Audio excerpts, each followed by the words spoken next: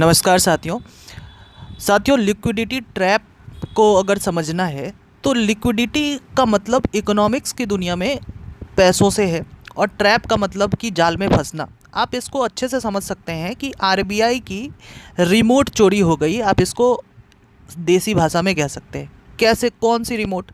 RBI की remote होती है मॉनेटरी पॉलिसी।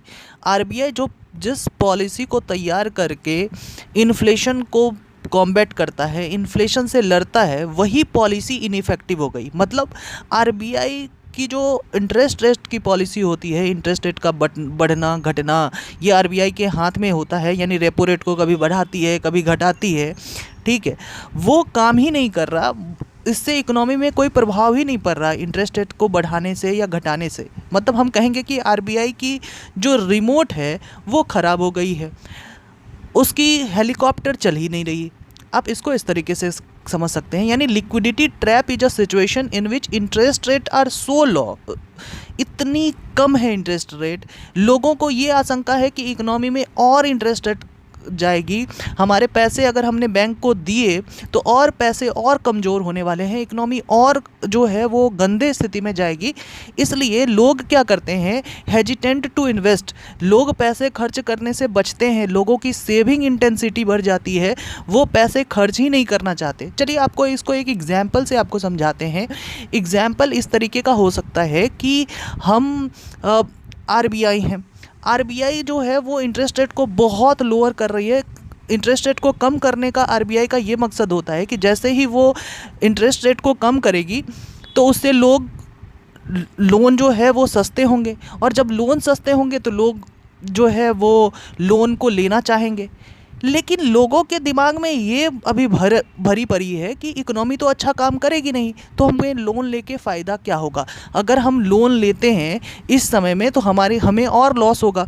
तो लोगों की जो, यानी कि the lower interest rate do not provide enough incentive to them to borrow, यानी उनको ये विश्वास ही नहीं हो रहा है कि अगर हम इकोनॉमी में अभी पैसा डालें तो हमें फ़ायदा होगा, ठीक है। इसलिए वो लोग हेजिटेंट हो रहे हैं कि आरबीआई की पॉलिसी अगर कम भी करने की है तो भी लोग आरबीआई पे विश्वास नहीं कर रहे हैं।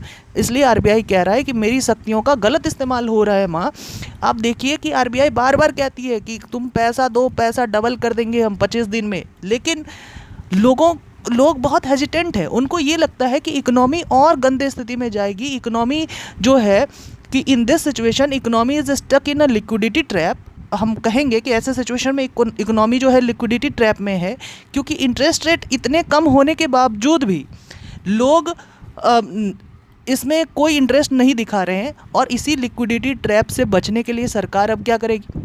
सरकार के तो ये भी नियम नहीं चल रहे हैं, आरबीआई के तो ये भी नियम नहीं चल रहे हैं कि 25 दिन में पैसा डबल होने के ऐसे वादों के बावजूद भी लोग पैसे खर्च करने के तैयार नहीं है। और जब तक इकोनॉमी में पैसा खर्च नहीं होगा, यानी इकोनॉमी में अगर आप नहीं पैसे डालोगे तब तक दूसरों को कैसे लोन मिलेगा, मतलब इकोनॉमी ग्रो कैसे करेगी? तो सरकारें क्या करती हैं, सरकार खुद में पैसा डालती है, गवर्नमेंट अपनी स्पेंडिंग को बढ़ाती है, साथ ही साथ कुछ टैक्सेशन में रिलैक्सेशन देती है, पूरा का पूरा स्ट्रक्चरल रिफॉर्म्स करती है।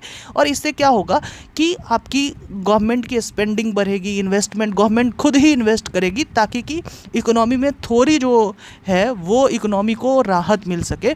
और इसी को कहते हैं लिक्विडिटी ट्रैप। मतलब कि आरबीआई की जो मॉनेटरी पॉलिसी है वो कहीं ना कहीं जो है वो उसकी जो इफ़ेक्टिवनेस है वो इनइफेक्टिव हो गया है, वो काम नहीं कर रहा है। मतलब कि आरबीआई इंटरेस्ट रेट को बढ़ा घटा रहा है लेकिन इकोनॉमी पे उसका असर नहीं पड़ रहा है, ठीक है। तो मुझे लगता है कि ये बातें आपको बहुत अच्छी लगी होंगी, और अच्छी लगी होगी तो आप तो स्क्रीन पर देख ही रहे हैं। आपको क्या करना है, सब्सक्राइब करना है। Thank you very much.